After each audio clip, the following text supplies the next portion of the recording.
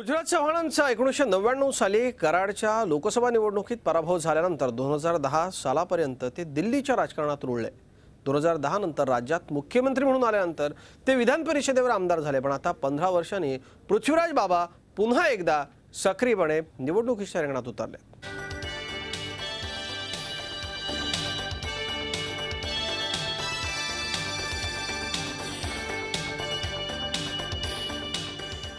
दक्षिण कराडमधली विधानसभेची लढाई जिंकण्याकरता माजी मुख्यमंत्री पृथ्वीराज चव्हाण यांनी कंबर कसली आहे। गेली 15 वर्ष निवडणुकीतल्या राजकारणापासून दूर असलेल्या पृथ्वीराज चव्हाणांना त्यामुळेच दक्षिण कराडची निवडणूक सोपी नाही।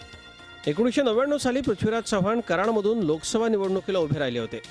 मात्र या निवडणुकीत राष्ट्रवादीचे श्रीनिवास पाटील यांनी त्यांचा पराभव केला। या पराभवानंतर पृथ्वीराज चव्हाण दिल्लीच्या राजकारणात गेले 2010 पर्यंत।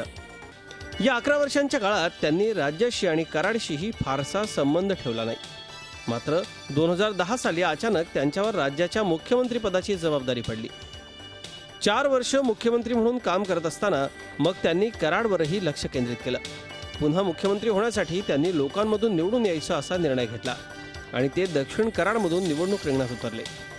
कराड शहराबरोबरच ग्रामीण भागातल्या 84 गावात मुख्यमंत्रीपदाच्या काळात 1400 कोटी रुपयांची कामं केल्याच्या जोरावर आता पृथ्वीराज बाबा निवडणुकीला सामोरं जात आहेत। याचाच दाखला ते आपल्या कराड दक्षिणमधल्या सभांमध्ये देत आहेत। 43 कोटीची सांडपाण्याच्या व्यवस्थापनाची योजना असेल किंवा शेजारचा चौपदरीकरणाचा रस्ता असेल, महिला युटिलिटी सेंटर असेल किंवा रस्ते विकास अनुदानाच्या माध्यमातून 13व्या वित्त आयोगाच्या माध्यमातून आणि मलकापूरला सोलर सिटी करण्याचा प्रकल्प असेल, असे अनेक नाविन्यपूर्ण प्रकल्प आज मलकापूरचे नेते मनोहर शिंदे यांनी राबवले आणि ते राबवताना माझा त्याला संपूर्ण सहकार्याचा हात होता। पृथ्वीराज चव्हाण यांचं घराणं गांधी घराण्याशी एकनिष्ठ म्हणून ओळखलं जातं। त्यांचे वडील आनंदराव चव्हाण 1957 ते 1973 पर्यंत कराडमधून खासदार होते। केंद्रात मंत्रीही होते। त्यांची आई प्रेमला काकी चव्हाण या सुद्धा खासदार होत्या। पृथ्वीराज चव्हाण 1991 साली कराडमधून पहिल्यांदाच खासदार झाले।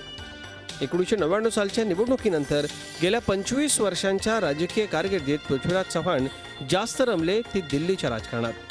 पक्षानं 2010 साली राज्याच्या मुख्यमंत्रीपदाची जबाबदारी दिल्यानंतर ते पुन्हा राज्याच्या राजकारणात परतले आणि आता दक्षिण कराडच्या निवडणूक आखाड्यात उतरलेत। या आखाड्यातल्या निकालावर आता पृथ्वीराज चव्हाणांची पुढची राजकीय दिशा अवलंबून आहे। Deepak Bhatuse, Zee media, Karad. Zee 24 तास रहा एक पाऊल पुढे।